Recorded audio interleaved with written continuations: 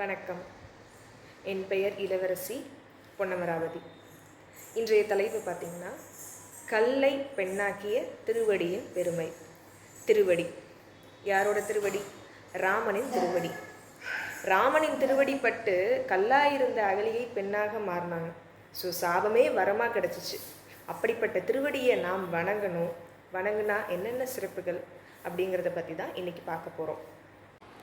ஸ்ரீராமர் திருவடிப்பட்டு கல்லாயிருந்த அகலிகை பெண்ணாக மாறினாள். அகலிகைக்கு சாபம் தந்து விமோச்சனம் கிடைச்ச அந்த காலகட்டத்தில் அயோத்தியில் ஸ்ரீராமர் அவதரிக்கவில்லை. ஆனாலும் தசரதனோட மகன் ராமன் தான் அந்த சாபத்திற்கு பதில் அப்படின்னு முனிவர் முக்காலத்தையும் கழிச்சு கடவுளோட அருளால் சொன்னார். உலகத்தில் மிகப்பெரிய விஷயம் கடவுளோட திருமுகத்தை வழிபடுறதை காட்டிலும் திருவடிகளை வழிபடுறது மிக விசேஷம் அப்படின்னு சொல்கிறாங்க. திருவடி சுற்ற படலத்தில் ராமன் பரதன் கையை பிடிச்சு அமைதியாக அரசாட்சி செய்யுங்க அப்படின்னு சொன்னார். பரதனும் வேற வழி இல்லாமல் அதை ஏற்றுக்கிட்டு ராமரோட சிறப்பு மிக்க திருவடி பாதுகை ரெண்டையும் கேட்டார். ராமரும் பரதனுக்கு அதை கொடுத்தார். பாதுகை ரெண்டையும் வாங்கி கொண்ட பரதன், இதுதான் என்னோட தலை மகுடம் அப்படின்னு சொல்லி ராமரோட திருவடியை வணங்கி சென்றார்.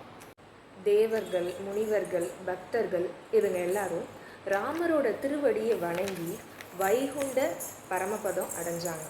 ஆனால் பரதன் ராமனோட திருவடி பாதுகையை வணங்கி ராமரை காட்டிலும் உயர்ந்த காவிய புகழ் அடைஞ்சான்.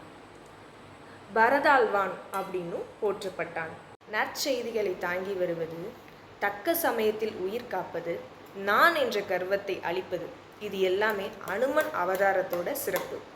சின்ன திருவடி ஞான கடவுளான ஆஞ்சநேயர் தன்னோட அங்கத்தில் ராமரை பதிச்சு தன்னை ராமரோட பாதத்தில் அர்ப்பணித்து சிரஞ்சீவியாக வாழ்ந்து கொண்டிருக்கிறார். அது மட்டும் இல்லாமல் திருவடியோட சிறப்பு இன்னும் நிறைய இருக்கு.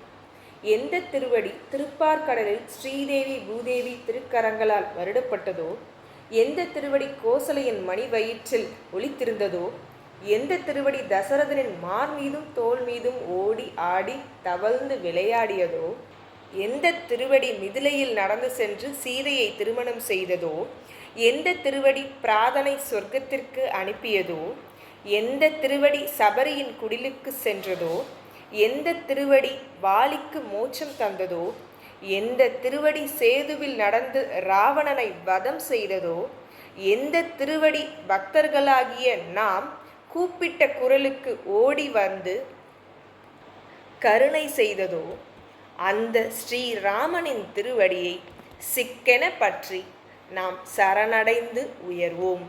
ஜெய் ஸ்ரீராம். நன்றி.